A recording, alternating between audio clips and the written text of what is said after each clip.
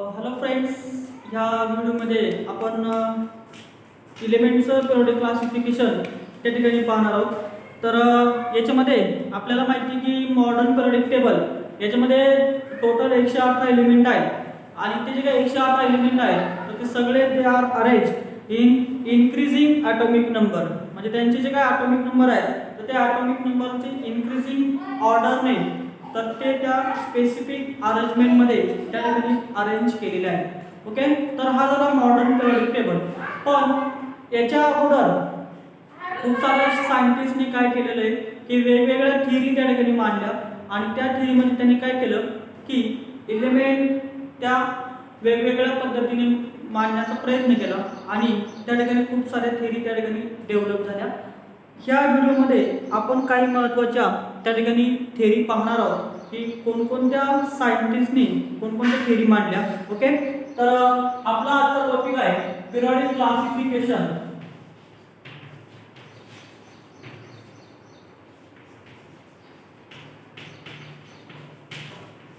Periodic classification of elements. तर एलिमेंटचं periodic classification. Okay, तर as we know that total 118 elements in periodic table.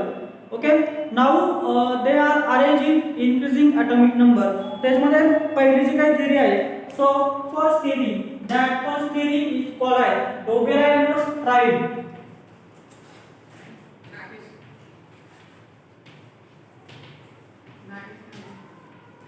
Doberanus tribes. Okay, so first theory, that theory is known as the Doberanus tribe. Okay, so this is the theory. So this theory proposed by Dobereiner. Okay, so this Doberanus tribe theory, this theory is proposed by scientist Dobereiner in 1870. Okay, so 1817 मध्ये scientist डोबेरायनरने काय केलं की ही डोबेरायनस tried म्हणजे डोबेरायनरची त्रिके मराठीमध्ये आपण त्या ठिकाणी म्हणतो. Okay, so here Dobereiner consider. Okay, तर डोबेरायनर त्या ठिकाणी काय कन्सिडर केलं, so here Dobereiner consider, so ही consider atomic mass. Okay, so here Dobereiner consider atomic mass. म्हणजे काय केलं डोबेरायनरने काय केलं की तीन असे एलिमेंट घेतले विथ इन्क्रीजिंग ॲटॉमिक मास आणि त्या तीनही ॲटॉमिक एलिमेंटचा त्या ठिकाणी ग्रुप तयार केला. ओके, सो हियर नेक्स्ट काय म्हणतात he made group of 3 elements. Okay, so here Dobereiner take 3 elements and here he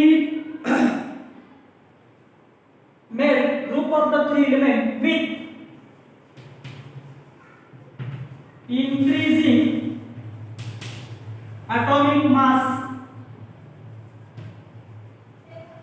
Okay, increasing atomic mass. Okay, so here in this he found mass of middle element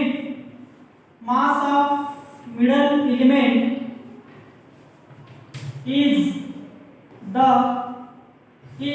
equal to mean of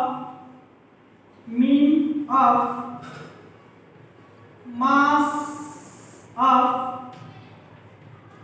other two elements. Okay, so here Dobereiner take 3 elements with increasing atomic mass. Okay, now second one he found that mass of the middle element is equal to mean of mass of the other two element.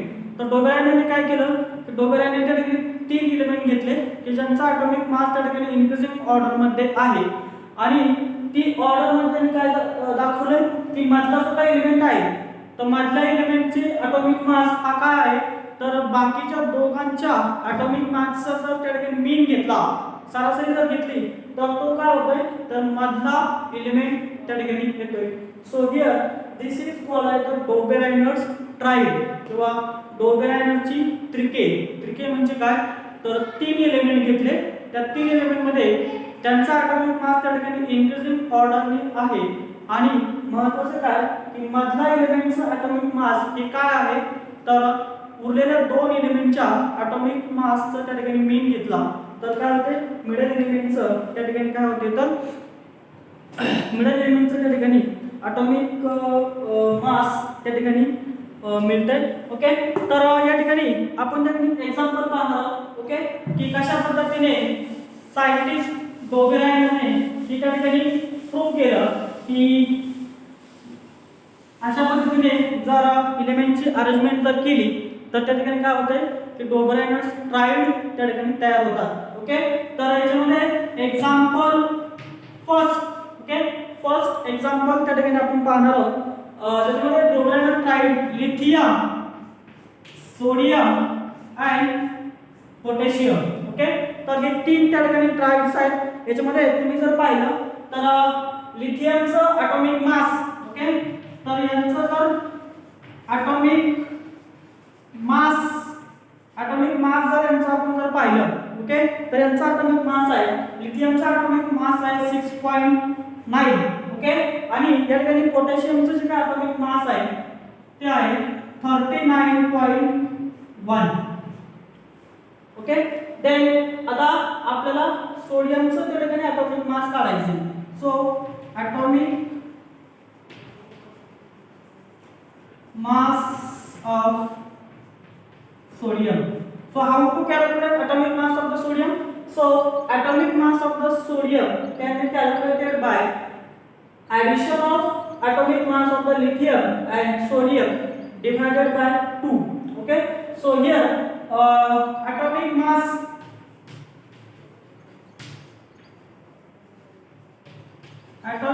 of the lithium plus atomic mass of potassium divided by 2. Okay so divided by 2 हे जर केलं तर ते किती होते बघा 6.9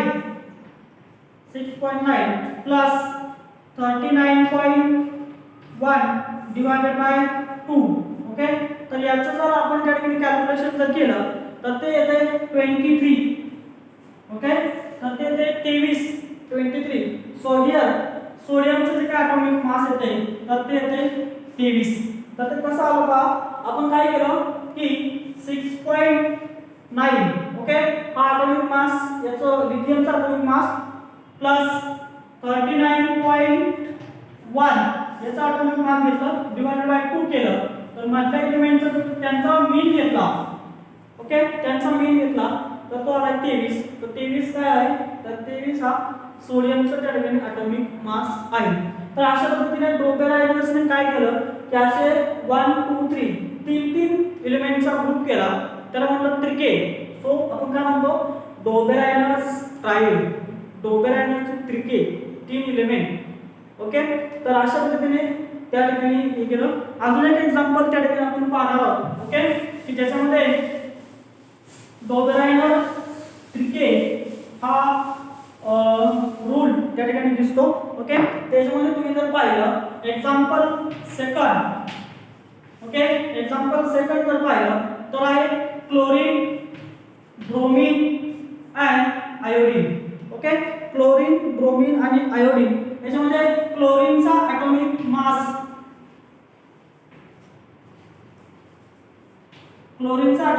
आहे 35.5.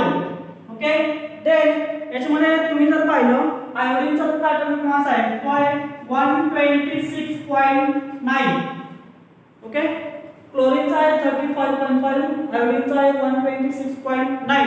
आता आपल्याला त्या ठिकाणी ब्रोमीनचं ॲटॉमिक मास काढायचं आहे by using the Dobereiner's triad method. तर ते कसं काढणार, त्याच्यामध्ये पहा atomic mass of the chlorine. तर atomic mass क्लोरीनचा atomic mass आहे 35.5 प्लस 126.9 डिवायडेड बाय 2. तर हे जर केलं तर काय होते, तर हे जर केल्यानंतर याची जी काय व्हॅल्यू आहे ती व्हॅल्यू आहे 81.2. ओके, तर तो या दोघांचा मीन तो येतो 81.2. So this is nothing but this is the atomic mass of the bromine.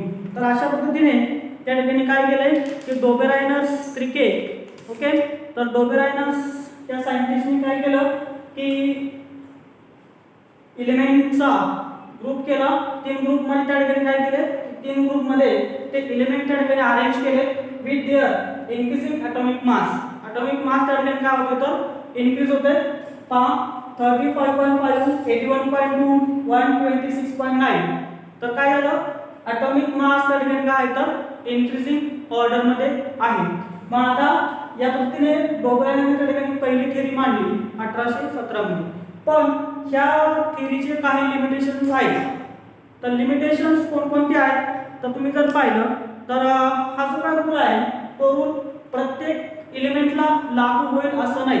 म्हणजे तुम्ही कोणतेही 3 एलिमेंट घेतले आणि त्यांचा त्या ठिकाणी ग्रुप केला आणि त्याला जर हा रूल अप्लाय केला तर प्रत्येक वेळेस असा रूल अप्लाय होईल असं नाही.